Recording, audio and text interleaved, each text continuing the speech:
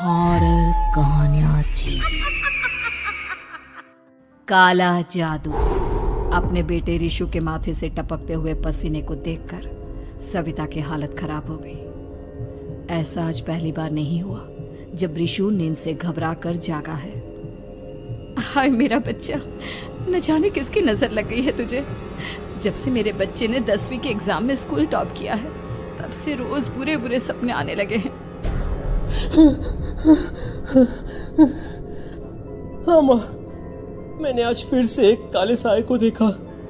वो यहीं मेरी आंखों के सामने खड़ा था। माँ मुझे बचा लो माँ।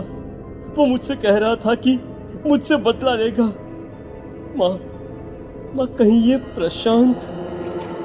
चुप कर, कैसी बात कर रहा है? दोबारा उसका नाम मत लेना। तुझे पता है ना, उस प्रशांत ने आत्महत्या कर ली, तो बार बार उसका नाम मत लिया कर। मम्मी, क्या सच में प्रशांत ने आत्महत्या की थी? चुप कर, बहुत सवाल पूछता है आजकल। और फिर रात के वक्त सविता के पूरे घर में एक अजीब सा काला धुआं छाने लगा। गहरी नींद में सोई सविता की जैसे ही आंख खुली उसका दम घुटने लगा।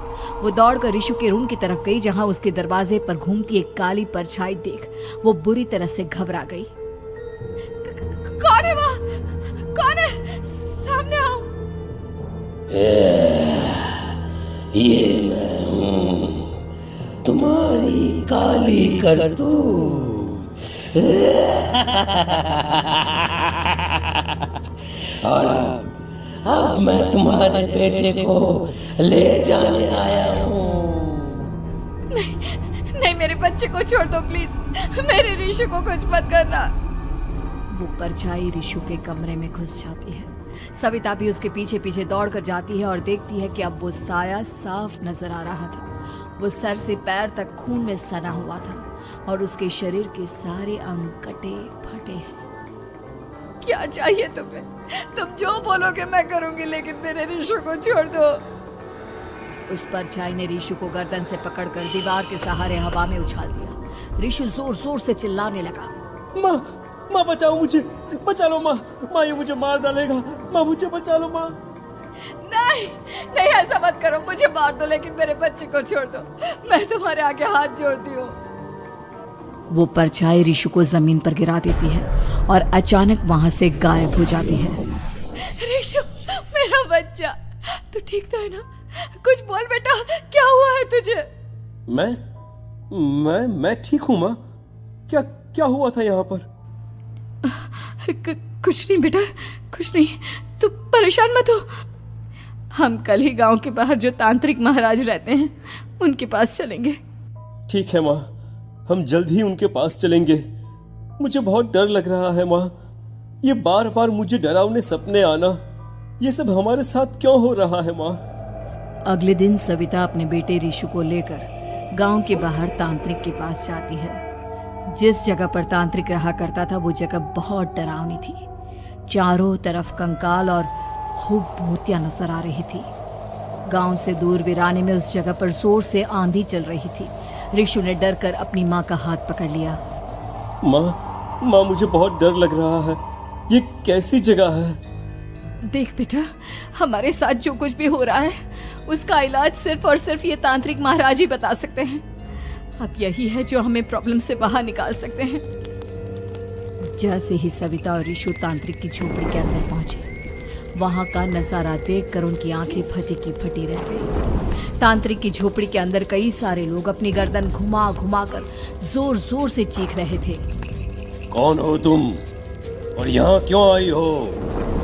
महाराज, मेरे बेटे को कुछ दिनों से एक डरावनी काली परछाई नजर आती है और कल रात उसने मेरे बेटे पर हमला भी कर दिया।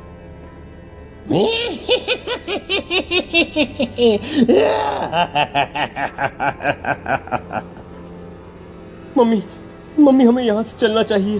ये जगह मुझे ठीक नहीं लगती। नहीं बेटा, ऐसा नहीं कहते। रुक जाओ, 2 मिनट के लिए रुक जाओ। क्या कहा? काली परछाई? तुम्हारे बेटे पर किसी काली परछाई ने हमला किया? हाँ महाराज, वो कह रही थी कि वो मेरे बेटे को कुछ कर देगी, कोई उपाय बताइए महाराज। मेरे बेटे के साथ कुछ गलत नहीं होना चाहिए। तुमने किसी दूसरे के साथ गलत किया है तो तुम्हारे साथ भी गलत होकर ही रहेगा। तुमने किसी की जान ली है, किसी को मार डाला है तुमने। नहीं महाराज, मैंने ऐसा कुछ नहीं किया। मैंने किसी की जान नहीं ली। मुझे कोई उपाय बताइए। लगता है तुम इतनी आसानी से नहीं मानोगी। मैं तुम्हें अभी उस काली परछाई से मिलवा देता हूँ और वही सारा सच तुम्हारे सामने लेकर आएगा। सविता और ऋषु ने डर के मारे अपनी आंखें बंद कर ली। तभी अचानक तांत्रिक की झोपड़ी में अजीबोगरीब आवाजें गूंजने लगी। सविता और ऋषु बुरी तरह से कांप रहे थे। आंखें खोलो और अपने सामने देखो। क्या यही है वो जिससे तुम कल रात को मिली थी? बताओ मुझे। हाँ, इसने कल रात मेरे बेटे के ऊपर हमला किया था। ये उसी लड़के की भटकती हुई आत्मा है जिसे कुछ दिन पहले तुमने मार डाला था। मम्मी ये महाराज क्या कह रहे हैं?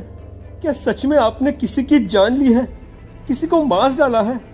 अगर हाँ तो बताइए ना मम्मी, किसको मारा है आपने? किसको?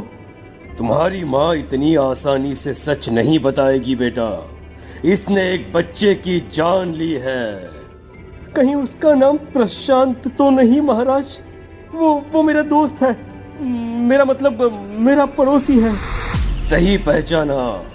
देखा सविता, तुम्हारा खुद का बेटा भी जानता है कि तुमने किसी के प्राणों की बलि चढ़ा दी और इसीलिए अब उसकी बुरी आत्मा तुम्हारे घर में भटकती है।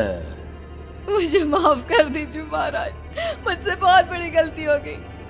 प्रशांत हमारे पड़ोसी का बेटा था। हर बार उसके नंबर मेरे बेटे से ज्यादा आते थे और इसलिए मैंने उसके कमरे के बाहर काला जादू किया था, पर मुझे नहीं पता था कि वो मर जाएगा। तुम्हारे उसी काले जादू वाली गुड़िया के अंदर एक बुरी आत्मा थी जिसने उस बच्चे के दिमाग पर बुरा असर कर दिया और उसी की वजह से उस लड़के ने अपनी बालकनी से कूदकर आत्महत्या कर ली। इसकी वजह सिर्फ और सिर्फ तुम हो, तुम।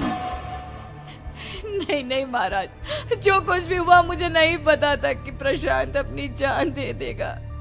प्रशांत की आत्मा इस वक्त तुम्हारे सामने खड़ी है, हमसे बात करना चाहती है। बोलो क्या कहना चाहते हो?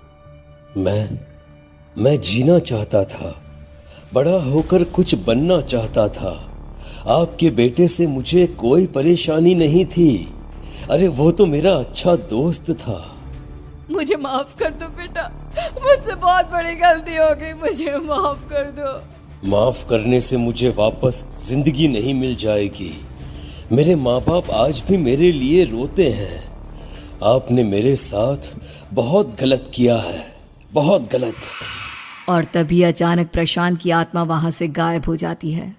सविता जोर जोर से रोने लगती है। सुन लिया तुमने? ये तुम्हारे अपने ही किए हुए पाप हैं जो इस तरह से तुम्हारे सामने आ रहे हैं। माँ, ये आपने अच्छा नहीं किया। सिर्फ 10th बोर्ड के एग्जाम में मैं टॉप कर पाऊं, इसलिए आपने मेरे दोस्त के ऊपर काला जादू कर दिया। नहीं मम्मी, नहीं, अब हम कभी खुश नहीं रह पाएंगे, कभी नहीं। मेरे दोस्त की आत्मा को कभी शांति नहीं मिलेगी मम्मी, कभी नहीं। लेकिन मैंने जो कुछ भी किया सिर्फ तुम्हारे लिए किया। वो लड़का हमेशा फर्स्ट पोजीशन पर आ जाता था और इस वजह से हमेशा तुम्हारे मार्क्स कम पड़ते थे। मैंने तो सिर्फ उस पर एक छोटा सा काला जादू किया था बेटा। मुझे क्या पता था कि उसका ये नतीजा निकलेगा। जिस गुड़िया को तुमने उस लड़के के कमरे के दरवाजे पर लगाया था, दरअसल उसके अंदर एक बुरी आत्मा का प्रवेश हो गया था, जैसा कि अक्सर काला जादू करते समय हो जाता है। मुझे अपनी गलती का एहसास हो गया है। मैं प्रायश्चित करना चाहती हूँ। आप बताइए मैं क्या करूँ? प्रशांत के घर जाकर उस काली गुड़िया को वहां से निकालकर यहाँ लेकर आओ।